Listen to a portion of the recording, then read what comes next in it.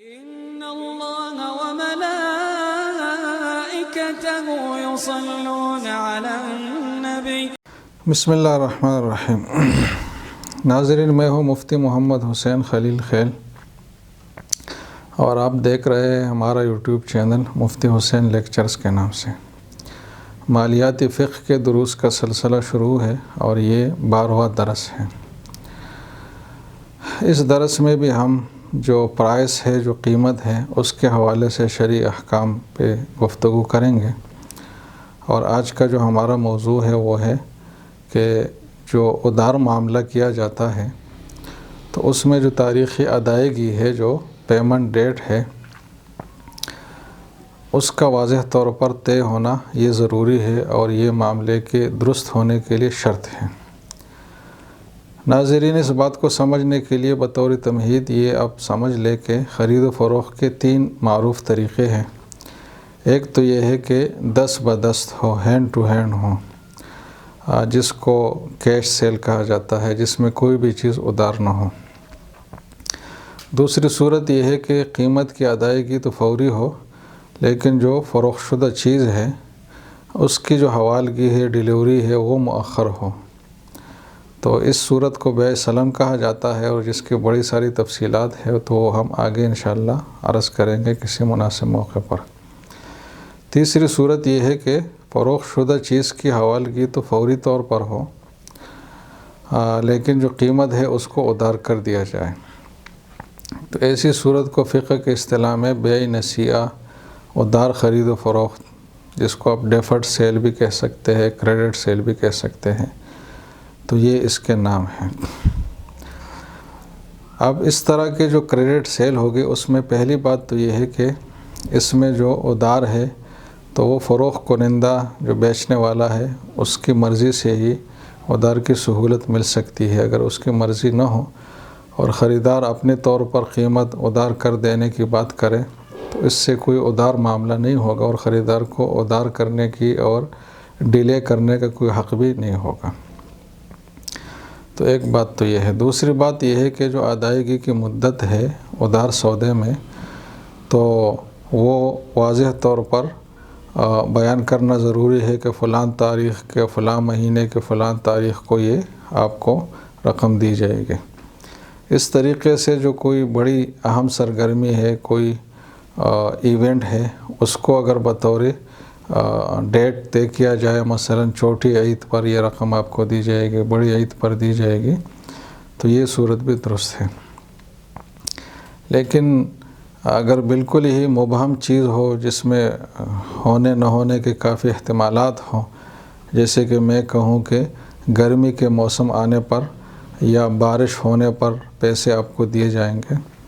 تو پھر یہ ایک فاسد معاملہ ہوگا، کیونکہ یہاں جو مدت طے ہوئی ہے یہ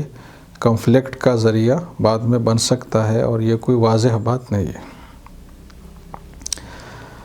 اب ناظرین، جو ادھار معاملہ ہو تو اس میں خریدار کو باقاعدہ حق مل جاتا ہے کہ وہ ادھار کرے اور فوری طور پر ادائیگی نہ کرے۔ تو یہاں یہ بات بھی ضروری ہے کہ ادھار معاملہ کس کو کہا جائے گا؟ تو ادھار معاملہ اس کو کہا جائے گا جس میں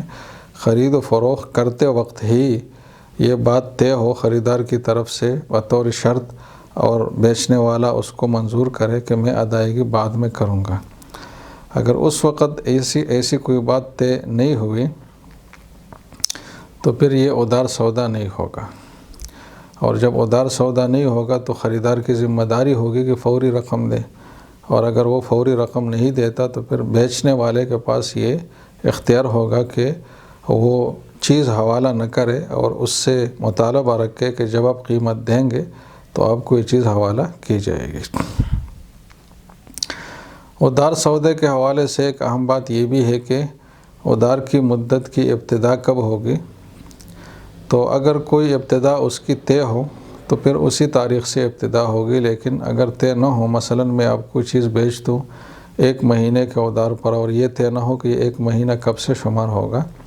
تو ایسی صورت میں اصول یہ ہے کہ اس چیز کی ڈیلیوری جب میں آپ کو دوں گا تو اس وقت سے پھر 1 مہینہ کی مدت شمار ہوگی، اور پھر 1 مہینہ جب مکمل ہوگا تو آپ کی جو ادھار کی سہولت ہے وہ ختم ہو جائے گی۔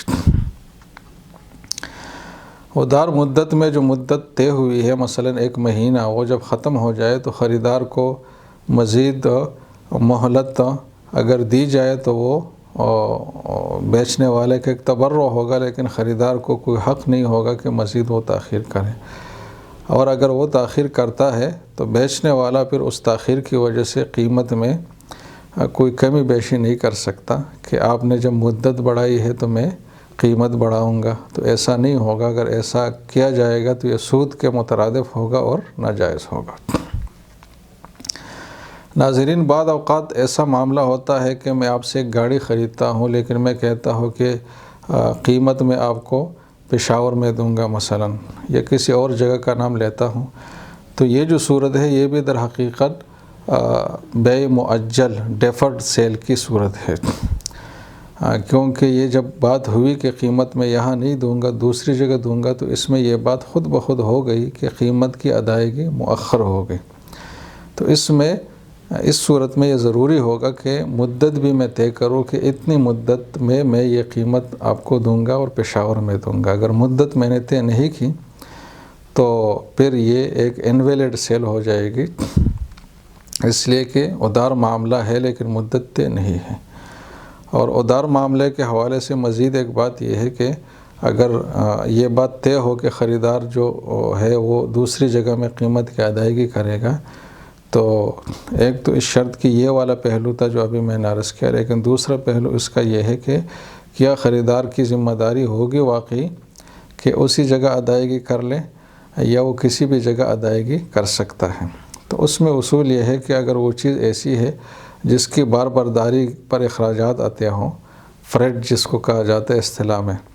یا اس کا ایک جگہ سے دوسری جگہ منتقل کرنا مشقت طلب ہو، محنت طلب ہو،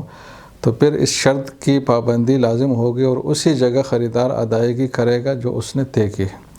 لیکن اگر وہ چیز ہلکی پھلکی ہے، مثلا رقم کی صورت میں ہے، تو کسی بھی جگہ اس کی ادائیگی کر سکتا ہے، اس خاص جگہ میں ادائیگی ضروری نہیں ہوگی جو کہ وہ ہے۔ ادار معاملے کے حوالے سے ایک اہم حکم یہ ہے جو کافی سہولت کا باعث ہے کہ بعض تجارتی مراکز اور مارکیٹوں میں ادار معاملے ہوتے ہیں، لیکن ان کی ایک مدت عام طور پر معلوم ہوتی ہے۔ کریڈٹ جو لمٹ ہے وہ معلوم ہوتی ہے کہ یہاں 1 مہینہ ادار معاملہ ہوتا ہے، یہاں 1 ہفتہ ہوتا ہے، یعنی ایک ایوریج مدت معلوم ہوتی ہے اس مارکیٹ میں کہ ادار کی مدت یہ ہے۔ تو ایسی صورت میں جب ادار معاملہ اسی مارکیٹ میں کیا جائے گا تو وہ مدت خود بخود طے سمجھی جائے گی اور اس معاملے کو فاسد نہیں کہا جائے گا بلکہ درست کہا جائے گا۔ ناظرین، ادار مدت کے حوالے سے ایک اہم بات یہ ہے کہ بعض اوقات قسط وار ادائیگی کی شرط لگائی جاتی ہے، انسٹالمنٹ میں پیمنٹ کی جاتی ہے، تو یہ بھی درست صورت ہے، لیکن اس میں ضروری ہے کہ ہر جو پیریڈ ہے اس کے لیے جو انسٹالمنٹ کی مقدار ہے وہ بھی طے ہو، اور مزید یہ ہے کہ اس میں مزید تاخیر کی وجہ سے مزید اضافہ نہ ہو، جیسے کہ پہلے بھی یہ بات آئی کہ اگر ایسا ہوگا تو یہ سود ہوگا، تو قسطوں میں تاخیر پر مزید اضافہ نہیں کیا جا سکتا۔ البتہ یہ بات ہو سکتی ہے کہ اگر خریدار تاخیر کرے ادائیگی میں متعینہ وقت سے، تو پہلے سے اس پہ یہ شرط لگائی جا سکتی ہے کہ تم نے اگر کسی قسط میں تاخیر کر لی تو پھر آپ سے جو ادار کی سہولت تھی وہ ختم کی جائے گی اور ساری رقم آپ کے اوپر فوراً طور پر واجب الادا ہوگی۔